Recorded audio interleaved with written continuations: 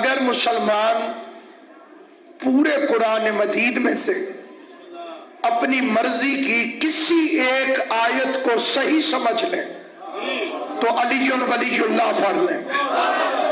لوگ اس لیے علی کی ولایت کا اقرار نہیں کرتے کیونکہ جاہل ہیں. اگر جہالت ختم ہو جائے تو علم آ جائے، اور اگر علم آ جائے تو علی سمجھ میں آ جائے. میں نے یہ نہیں کہا کہ اس آیت کو سمجھیں گے تو علی سمجھ میں آ جائے گا اور اس آیت کو نہیں سمجھیں گے تو نہیں آئے گا. پورے قرآن کی اپنی مرضی کی کوئی ایک آیت اس کا صحیح ترجمہ سمجھ لیں، مفہوم سمجھ لیں تو علی سمجھ میں آ جائے. میں نے آیت پڑھی ہے ان الدین عند اللہ الاسلام. مسلمان سر پہ قرآن رکھ کے فیصلہ کریں کہ اسلام کو اللہ نے دین کہا ہے کہ حکومت کہا ہے. اللہ نے اسلام کو دین کہا ہے یا حکومت کہا؟ یہ دو لفظ ہیں، ایک ہے حکومت، ایک ہے دین. ان دونوں میں زمین آسمان کا فرق ہے. حکومت والا قید ہو جائے تو بادشاہ نہیں رہتا. اگر حکومت والا قید ہو جائے تو بادشاہ نہیں رہتا. دین والا قید ہو جائے تو عہدے کو فرق نہیں پڑتا. یوسف قیدی بھی تھا، نبی بھی تھا. ابراہیم کے گلے میں رسی ڈلنے سے ابراہیم کی نبوت کو کوئی فرق نہیں پڑا. پتہ چلا کہ اگر حجت خدا کے گلے میں رسی آ جائے اس کے عہدے کو فرق نہیں پڑتا. البتہ رسی ڈالنے والا نمرود ہوتا ہے. یہ دنیا کہتی ہے علی شیر خدا تھا. اگر انہوں نے رسی ڈالی تو علی نے انہیں مارا کیوں نہیں؟ بھائی اللہ تو خود خدا تھا، اس نے شیطان کو اب تک مارا کیوں نہیں؟ یہ ایک بڑا جاہلانہ اعتراض. جی علی نے تلوار کیوں نہیں اٹھائی؟ علی نے تلوار کیوں نہیں اٹھائی؟ اگر علی وہ برے تھے تو علی تلوار اٹھا لیتا.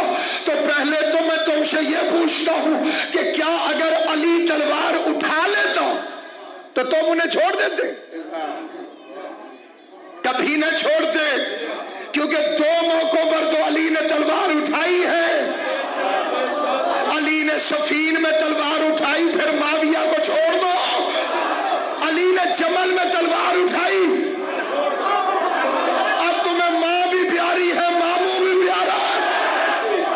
اور علی اپنی ذات کی خاطر کبھی نہیں لڑتا.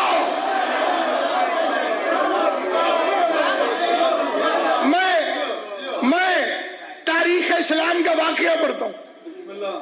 ایک بچے پر دو ماں نے دعویٰ کیا. ایک ماں کہتی تھی میرا ہے، دوسری کہتی تھی میرا. خلیفہ وقت نے کہا گواہ پیش کر. دونوں نے کہا گواہ نہیں ہے. اب فیصلہ کیسے ہو؟ بچہ بول نہیں سکتا، دعوے دار دونوں ہیں.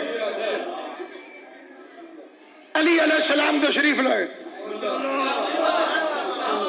امام الحکمت نے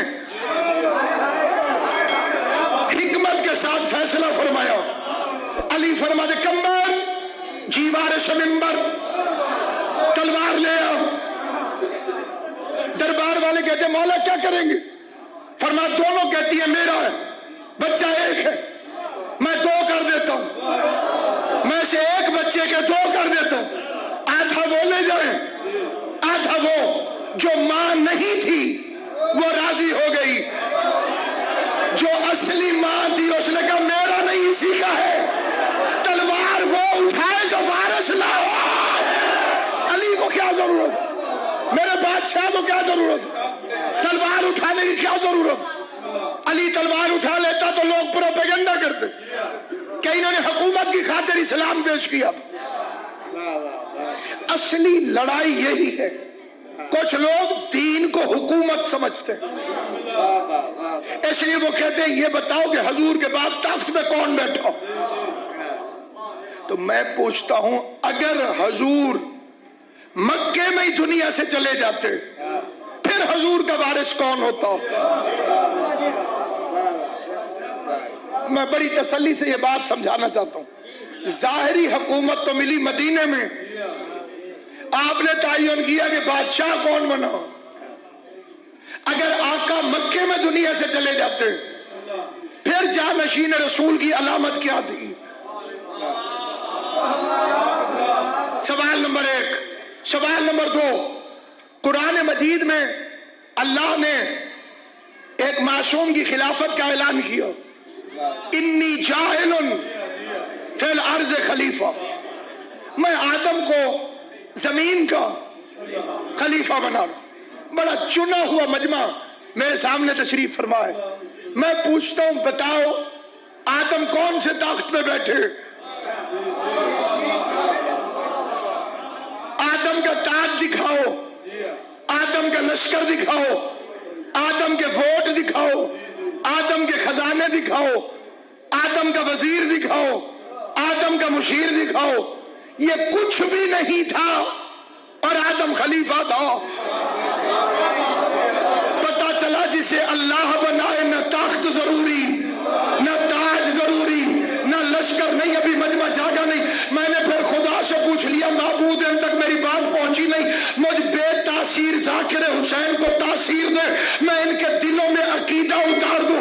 میں نے پوچھا معبود آدم کو تو نے خلیفہ بنایا، نہ تخت دیا، نہ تاج دیا، نہ لشکر دیا، نہ فوج دی، نہ بیت المال، نہ وزیر، نہ مشیر، اب پتہ کیسے چلے کہ جسے تو خلیفہ بنائے اس کی عزت کیا ہے، اس کی نشانی کیا ہے، اس کی پہچان کیا ہے؟ کہ تم نے دیکھا نہیں میں نے ملائکہ کو آدم کے سامنے جھکا دیا، اب نبی کے بعد یہ نہ دیکھو تخت پہ کون تھا، تاج کس کے پاس تھا، لشکر کس کے پاس تھا، یہ بتاؤ فرشتے کس کے گھر میں چکی چلانا؟ جبرائیل کس کے بچوں کا جھولا جھولاتا تھا؟ ملائکہ کس کے دروازے پر غلام بن کر جاتے تھے؟